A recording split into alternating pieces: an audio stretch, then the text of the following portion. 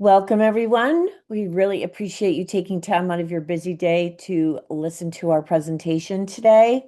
Our program is 1 hour, but we can stay and answer questions afterwards if needed, or you can leave your questions in the chat and we will get back to you. You see the agenda on the screen here. I will intro and then introduce my colleagues, Mario, Paul, and Julian, as we go along throughout the program. So let me get right into what we want to achieve today and welcome. I am the CEO of Global Foresight Strategies. I'm Patti Morrissey, for those of you who haven't met me yet.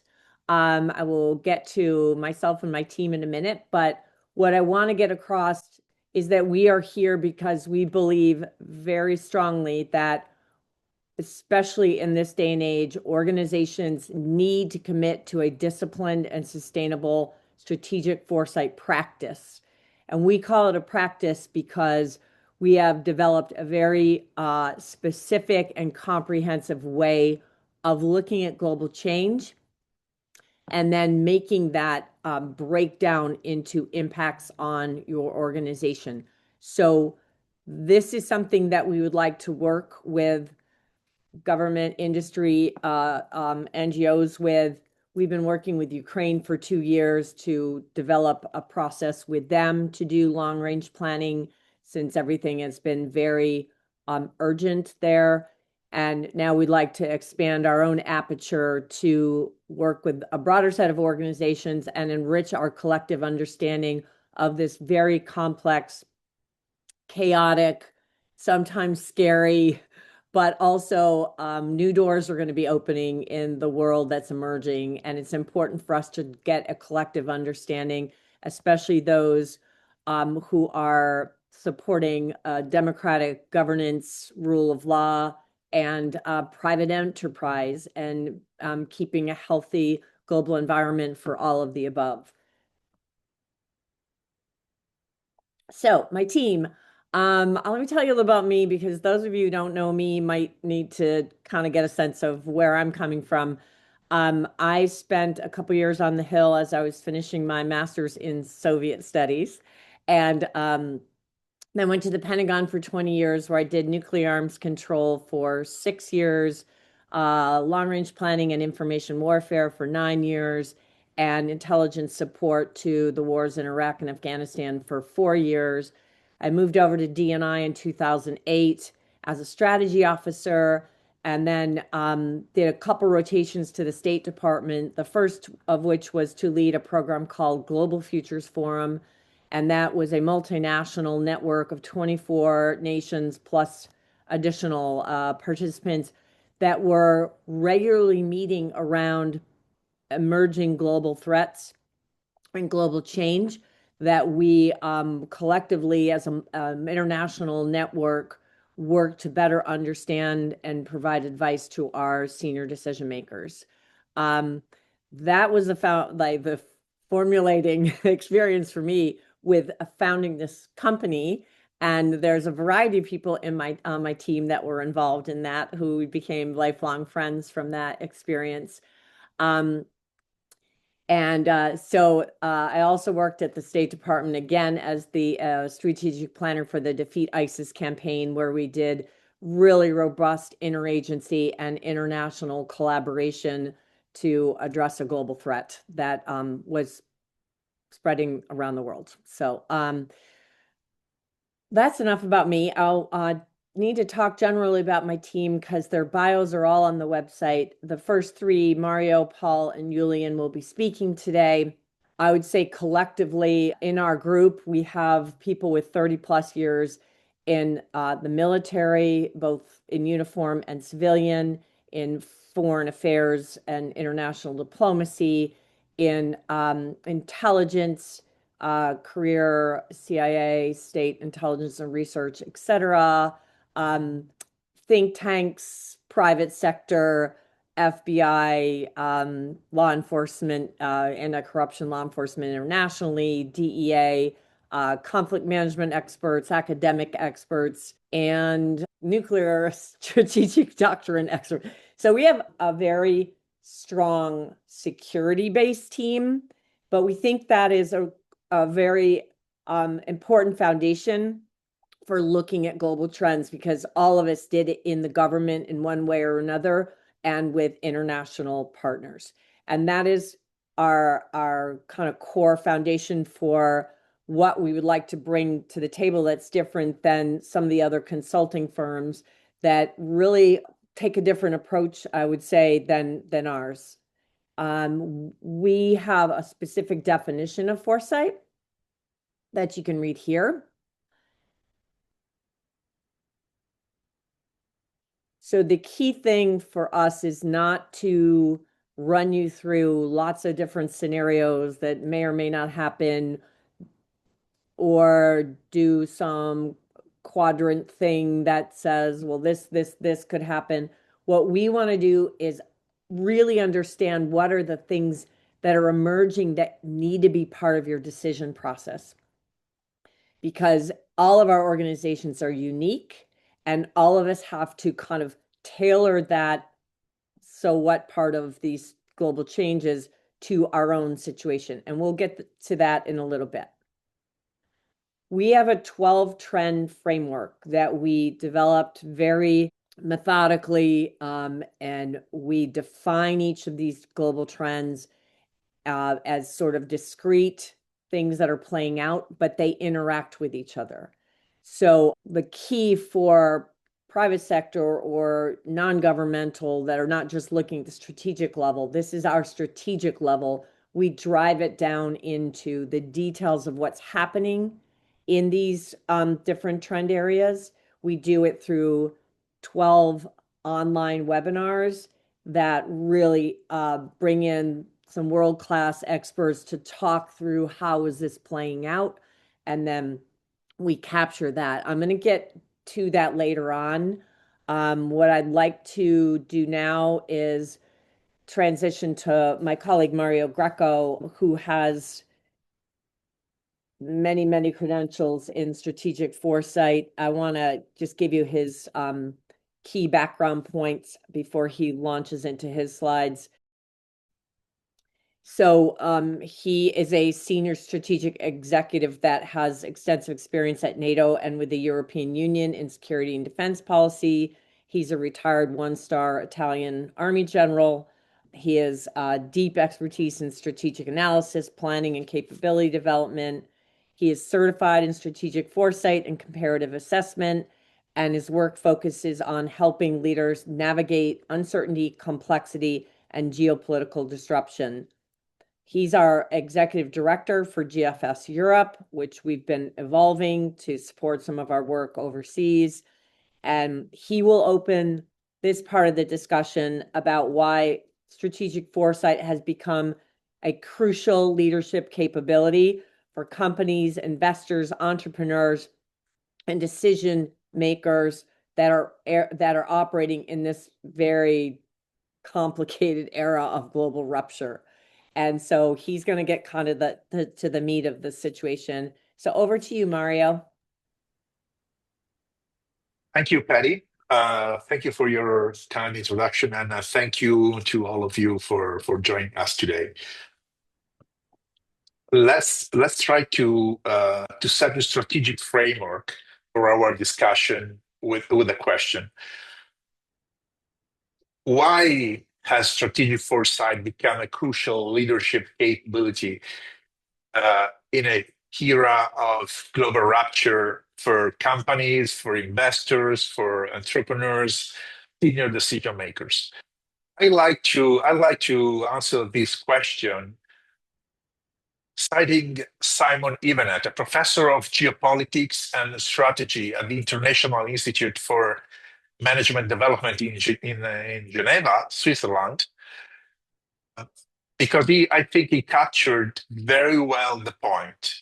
And I quote, "The winners will be corporations which appreciate and accept that there is a deep uncertainty going on and that the rules of the game are in flux. That is the essence of the challenge before us today. The strategic world is not only uncertain, We are operating in an environment where rules, assumptions, and competitive conditions are changing, while leaders and decision makers are still making decisions. So there is a compression of time. In this new world, strategic foresight is not a theoretical luxury or a fancy academic discipline. Instead, it's a discipline system and a mental approach for converting disruption, uncertainty, and complexity, into a decision advantage. The next, please. So the starting point is that uncertainty and complexity are merged in a geopolitical disrupted environment. And let's define uncertainty and complexity. Uncertainty means that leaders cannot identify with, with confidence which strategic line of sight they will be able to materialize for their organizations.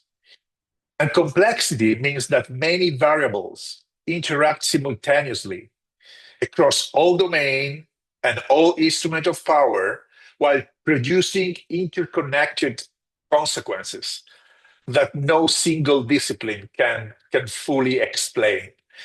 And so that's why I think that we think that global complexity cannot be reduced to a single war, a single economic shock, a single geopolitical crisis, or to the end of an economic cycle.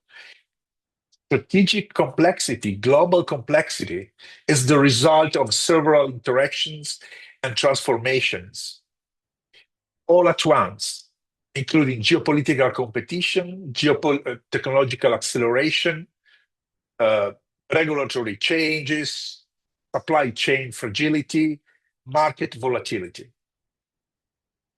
Therefore, for business leaders, the most difficult factor is not the strategic turbulence itself, but it is the interaction between uncertainty and complexity.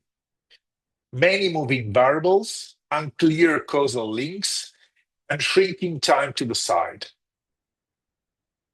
And on top of that, the external environment is no longer a background context, is no longer a background strategic noise.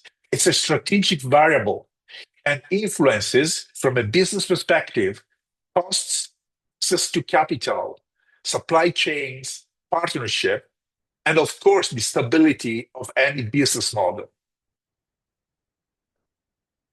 Next, please.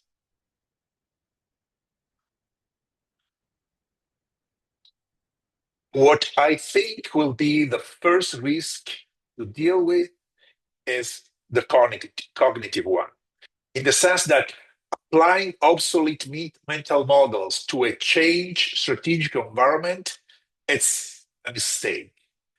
In times, as we described before, in times of uncertainty, in times of complexity and global disruptions, organizations do not fail because their system collapse, but because the assumption underpinning the strategies are simply not longer valid. If we think about the past, we had a more stable environment. Therefore, as strategic assumptions remained acceptable and valuable and valid for a longer period of time. Today, they are simply vulnerabilities. And that's the reason why the linear planning and forecast are overmeshed. When we have an environment in constant motion and with where we have uncertainty created by and from non-linear disruption. So strategic foresight in this environment asks different and probably more demanding questions. For example, what could plausibly change or emerge? Which assumptions would become dangerous if incorrect? And which options should we be prepared for before strategic conditions harden? And here the response is the response to uncertainty is, of course, through a disciplined, coherent analytical process, strategic foresight. And foresight starts by capturing signals, right? And signals reveal patterns, new patterns, and patterns reveals trends and potentially mega trends. And foresight connects or tries to connect all those effects to decision-making processes, strategic options, and therefore a trigger for new actions.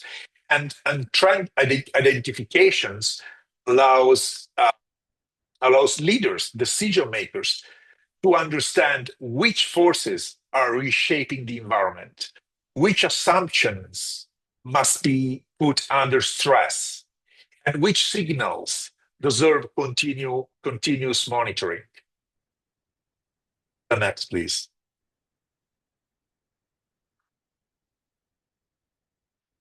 We said before, foresight is a discipline. Foresight is not about intuition, nor about trend watching. And of course, we do not possess the crystal ball. Instead, it's a discipline, analytical, and management practice that moves and analyze signals and bring through an analytical process decision makers to choices.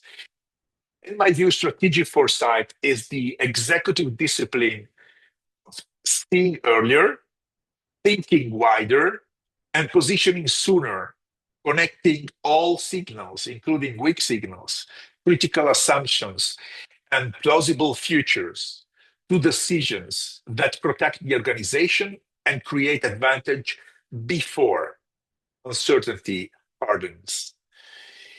In a very quick overview, you have on the slide the process. First, we detect weak signals and early indicators. Second, we connect them across all domains because trends do not nor influence organizations in isolation. Third, we interpret their implications for specific exposures, including costs, customer behaviors, technology, of course, regulations, supply chains, and even partnership. And the fourth step is the one where we support decisions about what to protect in terms of organization interests, what to invest in, and what to accelerate by proposing strategic options to consider. And the final phase is, of course, actually very important because we monitor indicators and triggers that tells leaders when to act and what to change. My view here is that foresight in this context and through this process becomes operationally very useful, if not critical, because links uncertainty, complexity, geopolitical disruption to the execution of decision-making and strategic priorities. The next, please.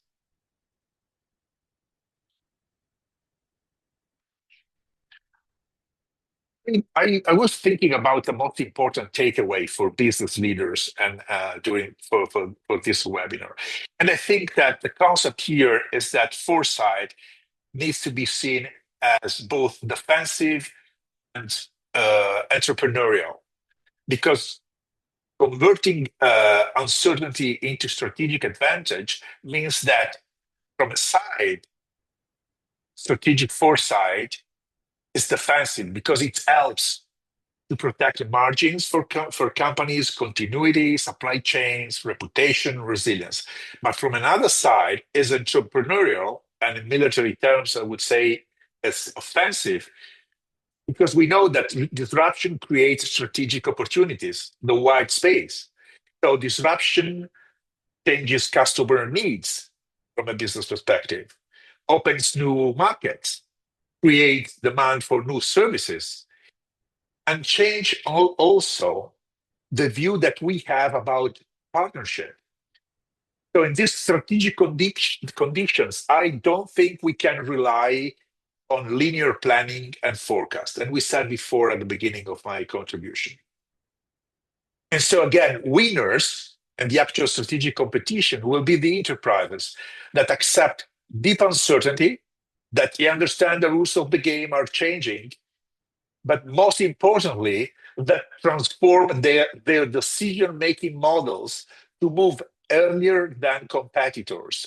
Here is where strategic foresight plays a crucial role. Strategic foresight helps companies to protect what must be protected and reposition the organization when strategic changes happen, and discover new opportunities and build resilience and time advantage.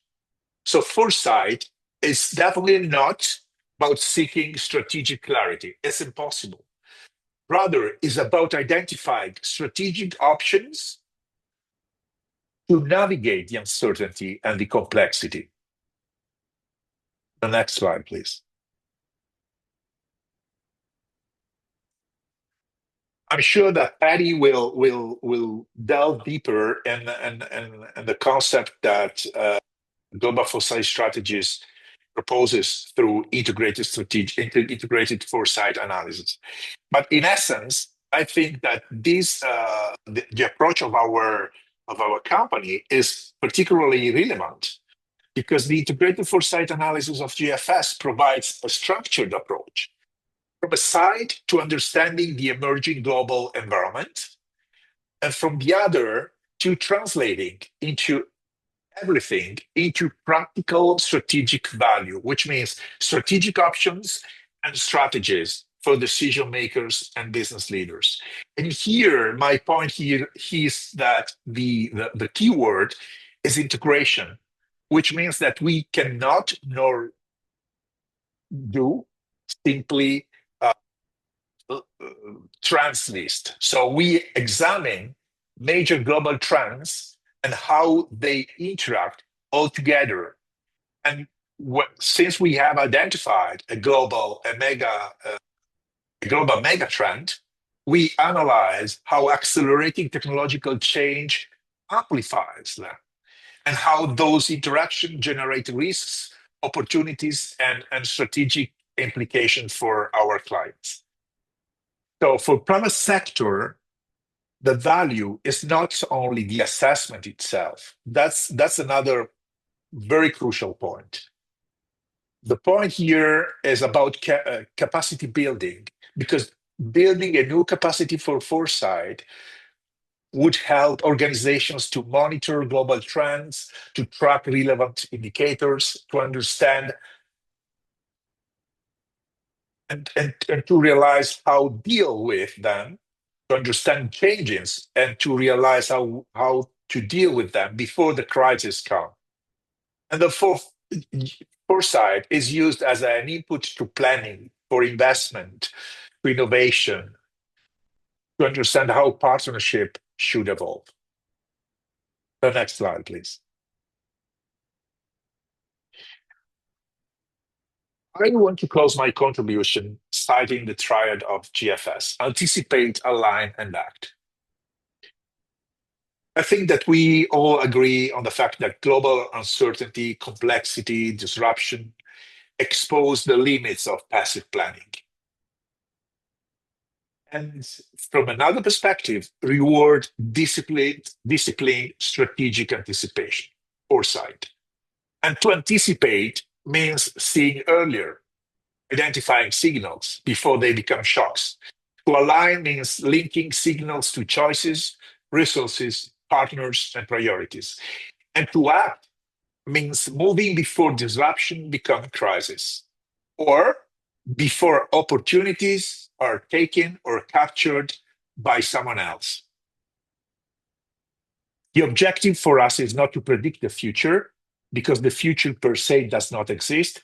We can shape the future with our decisions, but most importantly, the objective is to reposition the organization before the future, decide the fate of the organization itself.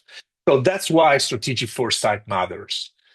and why foresight is no longer optional for business leaders, entrepreneurs, and investors. I truly believe that strategic foresight is a core capability for strategic leadership. And this age of multi-domain and all instrument of power geopolitical rupture, I think that I can stop here. I thank you very much for your attention. Over to you, Patty. Thanks, Mario. We will be moving into our next two shorter presentations on geopolitical rupture and cognitive informational competition. Paul Schulte is our first speaker. Paul spent his career in the UK MOD, did lots of different jobs, but was a nuclear expert in terms of nuclear strategy and doctrine and policy. Spent time in Iraq with the Coalition Provisional Authority, and then ended up as a speechwriter for the Minister of Defense. He has been a professor since then and is a longtime friend of mine who we worked with closely during the Global Futures Forum phase. So I'm going to pass it over to Paul with the attached slides. Over to you, Paul. Thank you, Patty. This is going to be about one lens from the present situation, a geopolitical lens.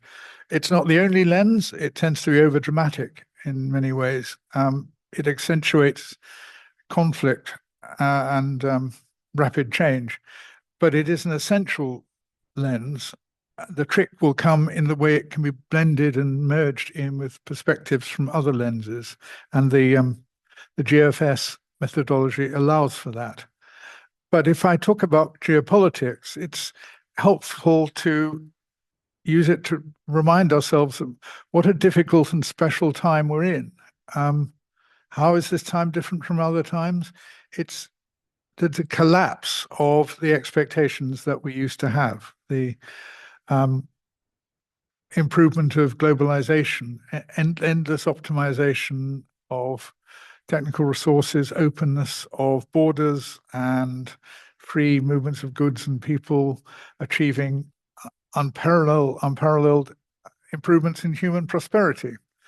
Well, and with a general expectation of peace. That's all changed, and we had better get used to it. Not necessarily totally accept it, but regard it as mostly what's going to happen and what we need to deal with. And I call this the loss of order, reciprocity, and enforceability. What you should observe, and I would say this has accelerated since the Russian invasion of Ukraine, which was a breathtaking defiance of international law and any kind of norm, is the normalizing of coercive behaviors. Instead of rule of laws, we get destabilization, the strong doing as they wish or as they are able, a cascading, unpunished loss of diplomatic or behavioral or legal restraints. Look around you, you'll see it. Corrupt, polarized, propagandized political elites are seeking extractive short-term national or party advantages and kleptocratic payoffs for their elites. I don't obviously say this is happening in every country, but it's happening in a lot of them, and it's uncontested largely. The UN system and all the initiatives for global law and order are failing. We're getting, nobody's immune from this, a rapid churn of international promises, of schemes, of loyalties and structures, MOUs, you may have noticed, and treaties, and structures fluctuating, being invented, the board of peace, or collapsing, particularly some of the European supranational arrangements. And you may also have noticed there are multiple overlapping, strictly speaking, illegal conflicts with competing demands for attention, for munitions, and allowing quasi-genocidal behavior. And this is all happening over ever-evolving nuclear threats. This is what's called the third nuclear age. It's not just two superpowers with symmetrical arsenals. It's new kinds of conventional munitions with quasi-nuclear effects, more players in the game, and an uglier, confusing game. Disinformation is now part of it. We're getting economic and territorial predation, blatant war crimes, and targeted civilian infrastructures. Lots of dead people who had nothing to do with any military intentions.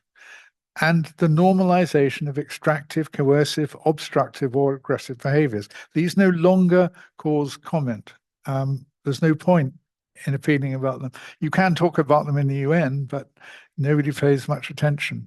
So this is also what's been called the age of impunity. There's a loss of belief in the enforceability of laws or treaties. I noticed a day or so, the US government is seeking to dismantle the International Criminal Court and its ability to enforce judgments on the US.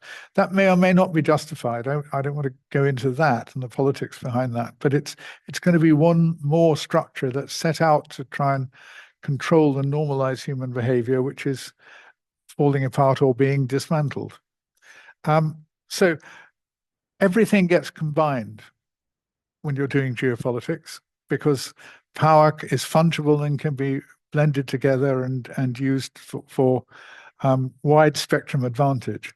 Military commitments, trade policy, industrial cooperation, and diplomacy are just seen as components of indefinitely reworkable strategic deals, deals which change, deals which mutate, deals which look questionable and might be abandoned, but nobody's quite sure.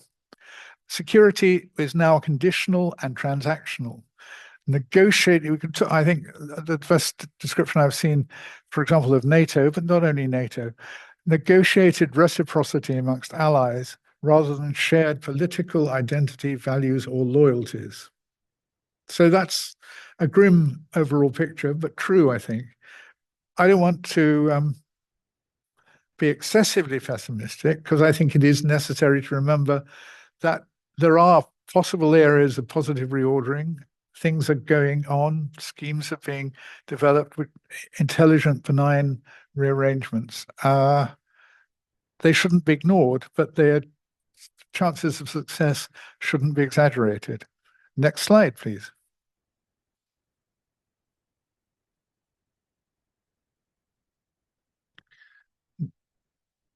So what does this mean for businesses? I think it's the important thing, if you're a business person trying to exercise strategic foresight, is you've got to navigate both new risks but also new opportunities. This is going to be a more chaotic, distrustful world, possibly with very likely with negative sums for human welfare. But some people will thrive or at least survive in it. Globalization, which some people used to worry about in the 90s and the early noughties, is giving way to multilateral, multi-domain strategic competition. No escape from it. Trade, investment, technology, and national security are now inseparable, overlapping, reshaping the global business environment. Sometimes, in some sectors, in some countries, trade will be more important, economic advantage more important. Other times it will be national security or sheer technological advantage. Governments are trying to rebuild industrial capacity through tariffs, industrial policies like national champion businesses, energy security initiatives, and expanding defense investment. Huge sums going on this. Last week in Ankara, Europeans signed up to $50 billion programs for precision missiles aimed against Russia. Lots of money swirling around, plenty of designs for spending it, great uncertainty about how it will happen. New, what I'd call geoeconomic spaces are emerging behind tariff walls and non-tariff walls. And the shape of those spaces is moving, and the height of the walls is raising and lowering by political decision.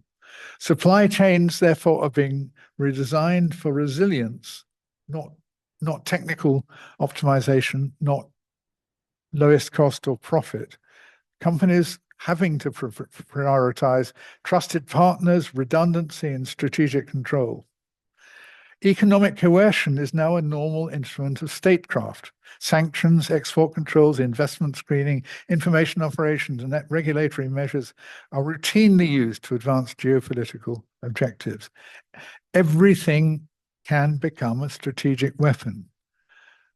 Any economic, technological, financial, legal, informational, or social network can be used as a tool of coercion. The distinction between war and peace and conflict has, as you will have noticed, become blurred and will blur further. So my proposition is very simple. Businesses must navigate both risks and opportunities. Success increasingly depends on understanding geopolitical as well as all the other factors, but geopolitically, great power competition and the responses of key middle powers, like the creation of groupings of like-minded activist countries called multilateralism, while managing risks such as sanctions, supply disruption, and market restrictions, capturing opportunities in trusted supply chains, in defense, in infrastructure, in energy, in industrial investment. It isn't going to be pretty, but in terms of decision analysis and catching up, it will not be boring. That's my speech. Enough geopolitics. I hope that gives everybody a flavor of the kind of issues that we start with at the strategic level, and then you can start seeing the implications for business, for all sorts of organizations that fall out of that. We are going to transition to Julian Chifu, who is our very close advisor from Romania. He is a very senior Romanian official who we just happen to be lucky to be friends with. He was the lead for Global Futures Forum for Romania when I was the global coordinator. So we've been friends for a long time. Julian is a double PhD professor. He is former top advisor to the Romanian presidential administration as advisor of the president, and also with the Romanian prime minister as state counselor. So for the last 15 years, he has been a very high-level Romanian leader in foreign policy, security, and defense. He has specialized in conflict analysis, decision-making in crisis, cognitive informational warfare, and perspective studies, aka Foresight. He's currently a professor at the National University of Political Administrative Studies in Bucharest and the National Defense University. And he has experience in consultancy and research. He has his own think tank called the Conflict Prevention and Early Warning Center in Bucharest and has authored more than 50 books and hundreds of articles. He is a prolific writer. He is going to cover what he calls cognitive informational warfare. He has been looking at this deeply and has basically constructed a framework for thinking about it that matters as you try to understand what's happening. So we're going to turn it over to Julian, and he's coming in from Bucharest. Over to you, Julian. Thank you very much, Patti. Thank you very much. Hello, everyone. Thank you for being here with us today. I will do a short presentation on a very strong instrument, the cognitive informational warfare. It is used aggressively for hurting our minds, altering the way of thinking, and the perception of concrete evolutions of facts and person, channeling some choices and preferences. If we have the first slide, cognitive warfare captures activity designed to alter or mislead the values, beliefs, and way of thinking of leaders, members of the entire social or professional group, or specific people or populations based on a design aimed to create polarization, fragmentation, and distrust on the system of governance, democracy, and leadership. Why is it matters? Because it can alter the value or interests in a product or service. Informational warfare is about concentrated attack, the use of vulnerabilities to disrupt, rupture, or alter the choices of decision makers for a very specific outcome. Informational attacks hit at the exact chosen moment with opportunism to achieve specific targeted goals. Now, the cognitive informational attacks are not just about political warfare to alter geopolitical outcomes, as the Russians have become adept at. They are increasingly being used to harm individuals and businesses in attempt to gain a competitive advantage. Someone could provoke ruptures or huge disruption in the current situation and trends of evolution of a country, its legal system, an acceptance of different types of businesses, or preferences for different types of products. Foresight in the cognitive information warfare field requires us to look at how the techniques are evolving and where a lack of rules and ethics in the information domain can push events in an aggressive and harmful way. One of the solutions, at the EU level at least, is to establish laws and deter and punish perpetrators of cognitive informational aggression, whether it is harmful for individuals, companies, organization, or the entire political system. As a foresight and security experts tracking the cognitive warfare global trend, we can help you to anticipate where are exploitable vulnerabilities and how these techniques could be used against your organization, whether government or private sector or non-profit, and work together on ways to counter or deter them. I have some examples. For instance, the examples are the most common one. Alleged gasoline shortages on a specific indispensable product, even though a niche importance, meant to cause panic in the population. A reputational attack on a bank, suggesting the imminent crash of this bank. A reputational attack and character assassination on political leaders and candidates in an attempt to sway elections, or corporate or religious leaders can be targeted based on false information. There are examples. Zelensky, Sandu, you all know the debates related to Mrs. Clinton 2016. My most important example is the cognitive information warfare developed on elections, like it just happened a year and a half ago in Romania, when a candidate went in 10 days from 0 to 23%, being the number one in the runoff. Due to strong financial law in elections and the control of a fair competition in the informational space that were breached by this candidate, the Romanian government was able to go to the Constitutional Court with the evidence, and that led to the annulment of the elections. As we are saying, democracy does not have a break, but we needed to stop a Russian attempt to abduct the most important position in the state, responsible for foreign policy, defense, and security. My first example of informational warfare is that targeting individuals to influence decision making, to disrupt operation, to demoralize them, or cause reputational damage. And it can go all around. We have an example, the attack on the journalist who discovered and published the news about the Internet Research Agency troll factories in the St. Petersburg. The attack on her, accused of prostitution, drug trafficking without any evidence, led to her having to acquire a completely new identity of a person born 2 years before the investigation appeared. It can happen actually to everyone if that everyone becomes the target of unethical competitors.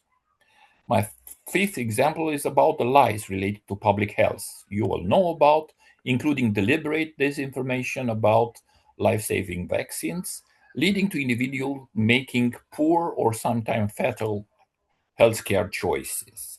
And there's also the case of extreme distortion about public institutions, like it was the case of USAID, that have led to the deaths of untold numbers of impoverished people around the world. Slide 2, please. It is critical for us to reinforce that technology, especially the AI, has provided any attacker with an access to multiplying factors for disinformation and fakes. An individual with a following can instantaneously disseminate to millions around the globe information meant to tarnish the reputation of a specific person, company, organization, or government, or to create confusion, chaos, incoherence, with the goal of generating public response enough to create problem. If these possibilities are not anticipated, and if there is no plan to cope with such an exceptional event. We have seen elections change and political or business choices dramatically altered through cognitive attacks founded by governments or private groups under anonymous names and labels. This is existentially dangerous for democracies and businesses in the free and competitive marketplaces. The intersection between cognitive warfare and so many of our other trends is why we call this presentation cognitive rupture. It enables the possibility of radical changes in the international system, if not catastrophic events for companies, based on a clever but unethical adversary ability to proliferate cognitive informational attacks that alter preferences and decisions.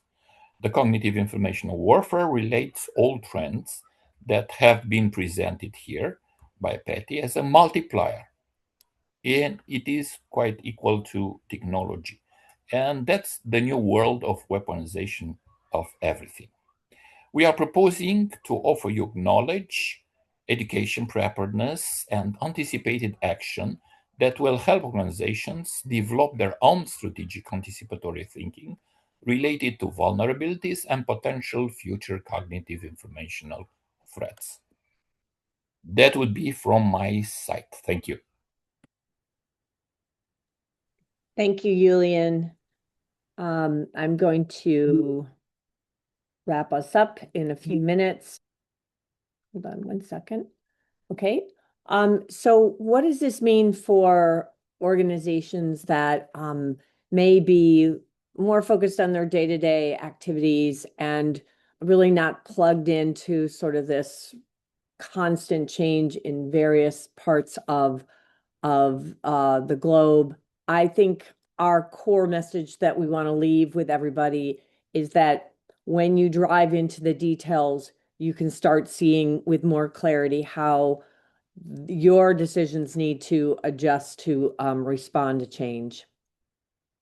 So I'm going back to our 12 trends here as the construct, and I want to look at specifically how we think about how all of them individually and then collectively can create different conditions for you to have to anticipate and preposition yourselves for, or opening new windows for your company or your organization to do things differently. As just as a reminder, we have accelerating tech change embedded in all of these areas. So we don't really deal with AI robotics in and of itself. We analyze how those things are playing out in these different 12 trends. Quick big picture overview here is that if you take all of the trends and individually, as we do through our workshops, our knowledge building seminars that we do online, which is the first part of our program, which we are recommending to future clients, the deep dives will allow us to really play out one, how is this evolving and how is it interacting with other trends, but most importantly, how do we translate that for our own organization? So that is sort of a collaboration connection between the strategic level and the practical business level. On the bottom line here, you can see just some generic business functional areas, but it's really a placeholder for how do you think in your strategic planning process in your organization, how do you sort of carve up your own critical functions? So it's really just meant to kind of be a generic example of the kind of things that these global trends could trickle down to.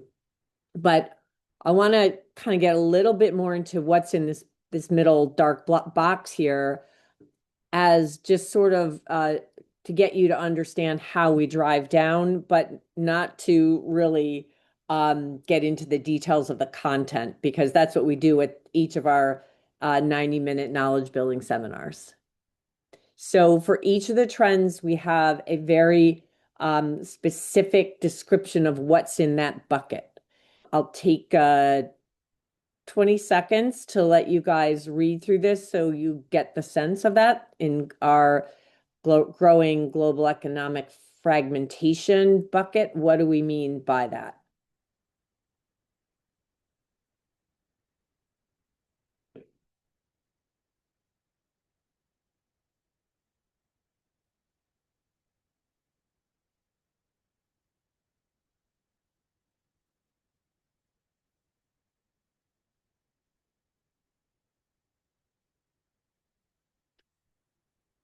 So as you can see already, this has great intersection points with the geopolitical conversation that Paul just teed up. And that's a great example of looking at the intersection points. The next breakdown that we do is within subtrends. And then from those subtrends, we zero in on like, what are the key phenomena of change that we need to focus on? So we've got examples here that and on the next slide, I will show you, take us to the next level, which is you've identified these phenomena. How are you tying them to business functions or organizational functions? And what does that mean?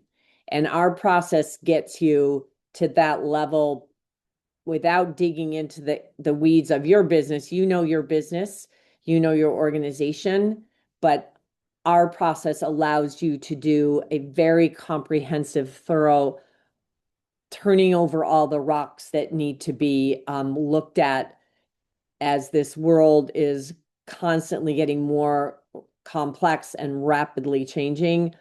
That's a big task to get your head around. And if that's not something that you do in your organization on a daily basis and you don't have the people for this, this is where we come in to help support that and to give you a regularized process for looking at them, identifying the things that you need to monitor over time. And then what we drive it down to is the core components of our program, which are the knowledge building seminars, which we plan to start in about mid to late September. That's the foundational knowledge building. The key lesson that I took away from my work in Foresight was that people were being invited to these exercises without any real preparation, real knowledge that they could use to say, okay, so this could play out this way. And people got really frustrated by that. So I had developed a very strong commitment to start with the foundational knowledge, which we frame as our 12 global trends. And those 12 global trends have been briefed all over the world, coordinated with our Ukrainian partners, et cetera. So with our many decades of experience, and with that, we are very confident that's a good way. It's not the only way, but it's a really thorough, robust way to make sure we're thinking through all the potential implications of change. Our next piece is that we can help do a more specific translation from those trends into what it means for your business with in-person workshops. And then another piece of our program is to provide a portal that preserves all of the knowledge building and access to the knowledge building seminars that you can use with employees that come in a little later that missed it. And then also the results of analysis that we do real time with you at the knowledge building seminars, that we bring that together into the portal. So you've got that as a record. And then any assessments we did in the in-person workshop to further refine, okay, what are we watching? What are the things we're monitoring? And, how do we keep track of that over time? And that would be a secure, tailored portal for your organization. And those are the key pillars of our program. We'd love to talk to you more about it. And what we want to land with is that even though it might be more comfortable not to be looking In this very challenging and rapidly changing global environment, we need to be looking up and forward together. Appreciate everyone's time. Please reach out to us and have a lovely rest of your day and keep in touch. Thanks, guys.